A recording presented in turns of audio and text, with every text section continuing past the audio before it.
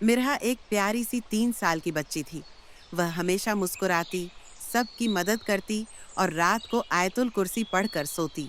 एक दिन उसने सुना कि जंगल के पार एक रहस्यमयी झील है, जहाँ रात को रोशनी चमकती है। उसने मम्मी से पूछा, मम्मी, क्या मैं झील देखने जा सकती हूँ?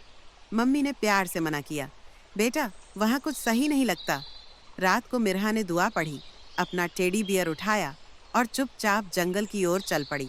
झील के पास एक चमकता हुआ गोल रोशन गोला और भी था। उसके अंदर एक छोटी सी परी कैद थी। परी ने कहा, क्या तुम मेरी मदद करोगी? अचानक एक काली परछाई सामने आई। मिरहा ने हिम्मत से आयतुल कुर्सी पढ़ी। एक रोशनी फैली और परछाई गायब हो गई। परी आजाद हो गई। वह मुस्कुराई और बोली, तुम सच में छोटी सी बहादुर हीरो हो। अगली सुबह मिरहा घर लौटी और मम्मी को सब कुछ बताया। मम्मी, मैं झील पर गई थी और मैंने एक परी को बचाया। मम्मी ने उसे गले लगाकर कहा, तू मेरी छोटी सी बहादुर परी है।